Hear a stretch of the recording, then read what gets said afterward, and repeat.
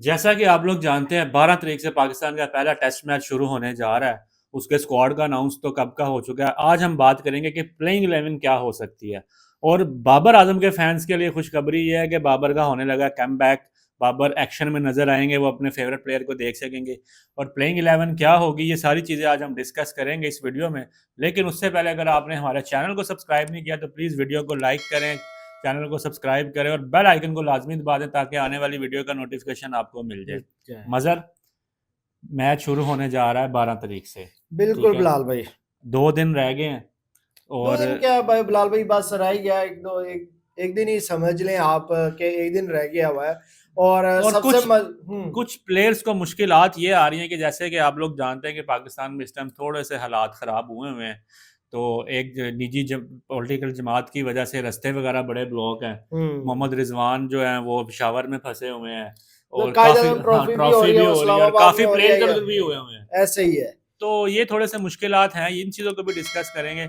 लेकिन बात वही है कि आपके मुताबिक प्लेइंग 11 आप क्या देखते हैं कि आज जो भाई पहले टेस्ट में। बिलाल भाई, प्लेइंग 11 तो है ही है, लेकिन मैं ये बताता चलूं कि अपनी आवाम को, भाई बाबर आजम को जो है ना बिग स्क्रीन पे देखने लगे हैं काफी अरसे के बाद। क्योंकि बहुत सारे ऐसे लड़के भी थे जो बड़ा मिस कर रहे थे यार, बाबर ऐसे ही बाबर है। बाबर। क्योंकि एशिया कप में भी हमने बड़ा मिस किया, ट्रांजिशन सीरीज में भी बड़ा मिस किया उनको, पहले भी बड़ा न्यूजीलैंड के सीरीज में मिस किया। हम्म। तो आपको पता है कि गंदा अंडा आकिब जुवैद बैठा हुआ है। तो वो जो है वो बाबर आजम को जो है ना नहीं आने, जब तक वो गंदा अंडा, वो भाई बैठा ही इसलिए वो चाह रहा है कि मैं पाकिस्तान क्रिकेट जो है टीम जो है ना ये फुल तरीके से तबाह कर दूं पाकिस्तानी हॉकी वाला क्रिकेट। हाल कर दो पाकिस्तान के क्रिकेट हाँ, का। बस वो यही चाह रहा है। बस वो कह ले कि इसकी वो एक राय थी जो इसने क्या कहते हैं सरन कंट्री के लिए वो स्पिन पिचेस बनाई है पाकिस्तान में, फटा पिच। तो वो उसको बस वो चीज हमें लेके बैठ गई वो है। लेके बैठ गया उधर से जो वो है ना। एक आइडिया ने ना पाकिस्तान हम्म। के क्रिकेट को, मैं कहता हूँ, बेड़ा गर्क करके इसको रख चलो दिया। बनाना था एक टेस्ट मैच के लिए बना देते हैं ओडीआई, और इसको कुछ नहीं पता।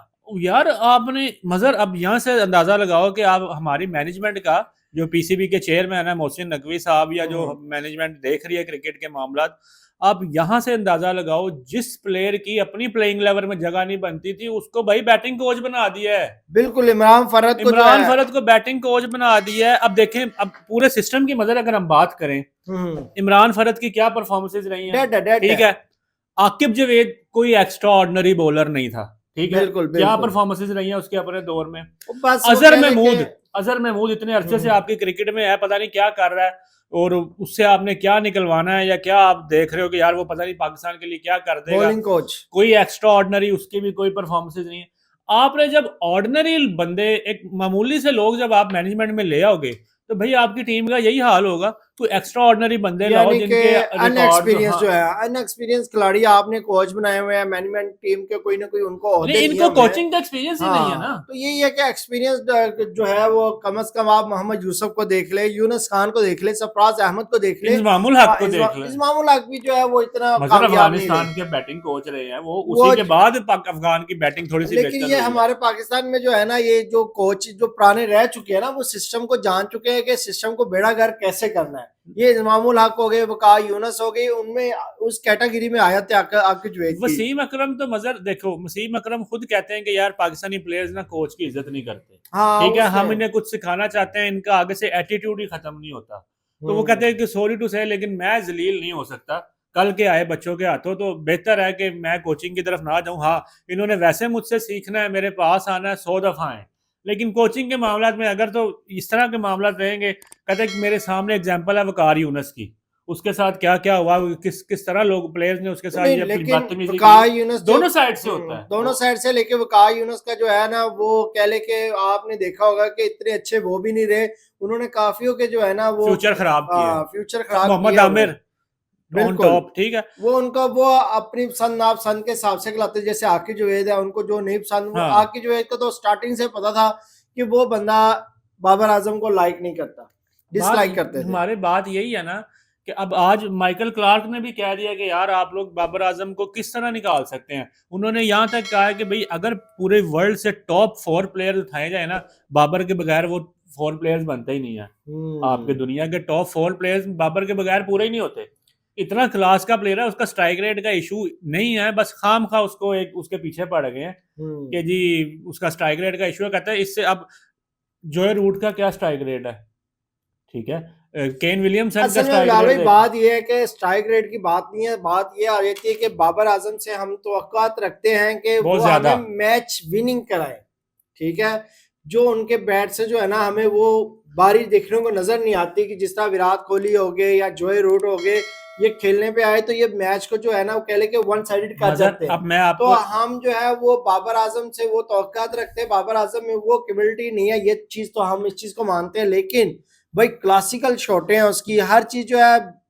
मजर बाबर में कैपेबिलिटी है मैच हम्म, विन करवाने की, उसने करवाए भी हुए हैं, लेकिन बात ये है अगर आप कंपेयर करें ना केन विलियमसन से, जोए रूट से और खास तौर पे विराट कोहली से, आप देखें एक बंदे के ऊपर पूरी टीम डिपेंड नहीं कर रही होती।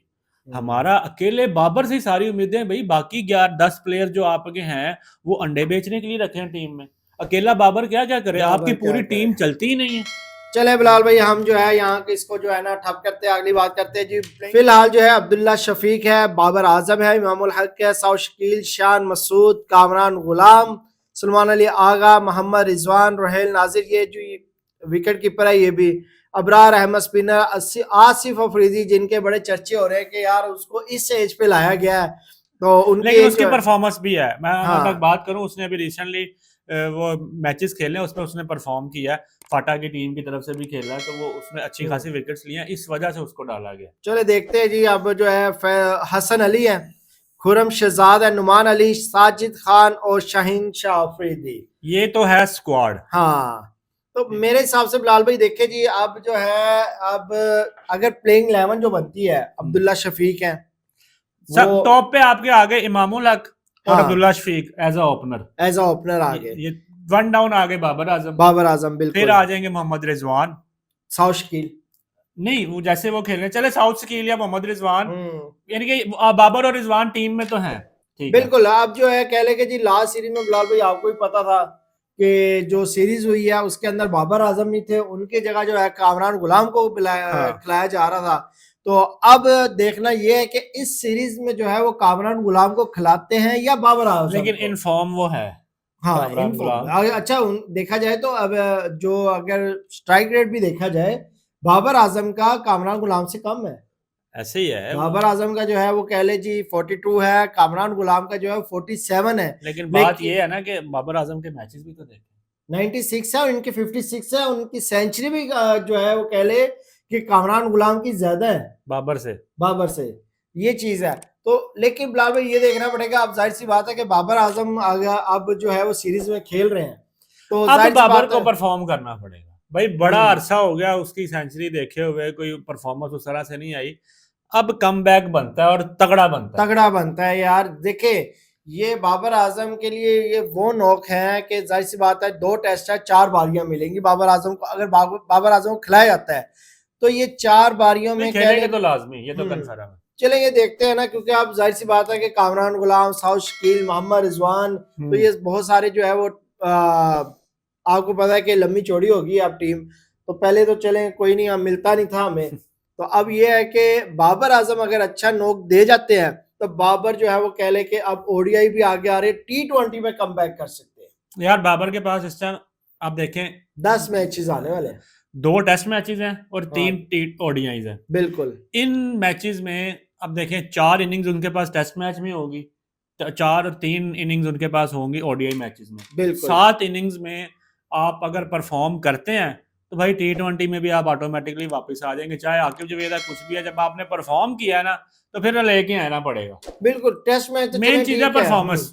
टेस्ट मैच तो चले ठीक है, एक स्लो विकेट है वो ठीक है, लेकिन जो है आप जो ओडीआई खेलते हैं, ओडीआई में तो जाहिर सी बात है बिलाल भाई, अगर ये सेंचुरी भी एक आ जाती है ना, एक आधी सेंचुरी आ गई, बाबर वापस आ जाएगा अपनी बाबर फॉर्म में, वापस आएगा भाई, बाबर को फिर जो है वो। अपनी फॉर्म में भी वापस आएगा और T20 टीम में भी वापस और आएगा। मजे की बात है कि इस बार जो है इमामुल हक और इमामुल हक को भी खिलाया जा रहा है, फिर यार उसके अलावा वो इन बाबर फॉर्म आजम है, है इन अभी फॉर्म। वो सेना कंट्रीज में 5 सेंचुरीज मार के आए हैं, फिर आते साथ इधर कायद आजम ट्रॉफी में सेंचुरियां। तो उस हिसाब से जो है देखा जाए तो फिर कामरान गुलाम की जगह नहीं बनती बिलाल भाई।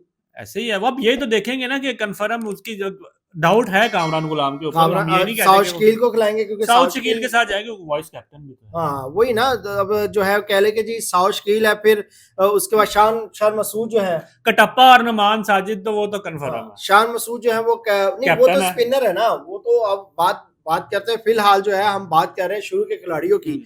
शान मसूद भी जो है वो कैप्टन है, वो भी नहीं बैठ सकते। कामरान गुलाम का जो है वो कह ले कि थोड़ा सा 50-50 है। सलमान अली आगा जो है वो भी होंगे। सलमान कामरान गुलाम का मतलब मुझे तो लगता है ना हम्म, कि इनको रेस्ट ही करवाया जाएगा, कामरान गुलाम को रेस्ट कर, क्योंकि देखे रिजवान को आप नहीं निकाल सकते, हाँ विकेट बाबर को कीपर आप है, नहीं निकाल सकते, बिल्कुल सलमान अली आगा को नहीं निकाल सकते। टी20 में बेशक उनको बना दिया है, लेकिन वो असल प्लेयर तो टेस्ट ही है ना, बिल्कुल ठीक बिल्कुल है, उसको नहीं निकाल सकते। टेस्ट में तो वो बॉलिंग भी करते हैं, हम्म, ठीक है। साउथ शकील और शान मसूद वैसे कैप्टन वाइस कैप्टन, ठीक है। उसके बाद अगर हम बॉलर्स की तरफ आ जाएं, तो अब इन्होंने जिस तरह की पिचेस बनाई है, डेफिनेटली स्पिन ये ज्यादा रखेंगे, देखिए सबको पता है। सबको पता है कि अगर आपने जो है वो सेना कंट्री को हराना है तो फटा पिच बनाए और साथ स्पिनर के लिए फारक ये चीज है। लास्ट टाइम जो है वो कह ले कि वेस्ट इंडीज में थोड़ी सी मुश्किलात तो हमें भी आई थी, हाँ, तो जाहिर सी बात है कि जब आप जाल बिछाते हैं तो आपको भी मेहनत करनी पड़ती है कि जाल को काबू करने के लिए, ऐसे ही है। तो ये चीजें हैं। तो बिलाल भाई अब जो है कह ले कि जी कामरान गुलाम का तो कंफर्म है कि वो नहीं खेलेंगे। रही आज आके स्पिनर में बात आती है, तो स्पिनर में हमारे पास आसिफ अफरीदी है। अब उनको डाला है, अगर ना खिलाया जाए, नहीं खिलाते उनको तो खिलाएंगे, आकिब जवेद है उनको खिलाएंगे। अगर नहीं खिलाते तो फिर तो आसिफ अफरीदी को इन करने का फायदा ही नहीं है। क्यों? क्योंकि अब आप कह लेंगे जी हम इसको बिठा लेते हैं, अब उनकी एज क्या है, 39 से 40 साल एज है। हाँ। बड़ी याद उस बंदे ने साल या 2 साल और क्रिकेट खेलनी है, इंटरनेशनल क्रिकेट हाँ नहीं खेलेगा, 2 साल खेलेगा, हाँ। मुश्किल है, वो भी लग रहा है। अगर तो परफॉर्मेंस अच्छी दे जाते हैं, अगर खिलाते हैं इस मैच में, परफॉर्मेंस अच्छी देते हैं, तो फिर जो है इनके साल 2 साल अगले भी पक्के हैं। ऐसे ही है। क्यों? उसके अलावा जो है वो कह ले जी हमारे पास आ जाते हैं साजिद खान, नुमान, तो ये जो है अबरार भी स्क्वाड में है। हाँ अबरार जो है वो नजर नहीं आएंगे, मुझे जो लग रहा है अबरार के चांसेस कम ही लग रहे हैं। तो ये 3 स्पिनर और 1 शाहीन, मुझे ये लग रहा है कि जैसे साजिद, नुमान और आसिफ। शाहीन की आप बात कर रहे हैं, मैं चाह रहा हूँ कि शाहीन को जो है ना वो रेस्ट दिया जाए, क्योंकि खुरम शहजाद को खिला लें, या हसन अली को चांस दिया जाए, क्योंकि आपने हसन अली क्या तुम ट्रॉफी में सेंचुरी मार गए तेरी अच्छा मोहम्मद हारिस जो है वो जो चल वो भी सेंचुरी मार गया, साइम अयूब 2 50 मार गया यार, पता नहीं क्या बात है।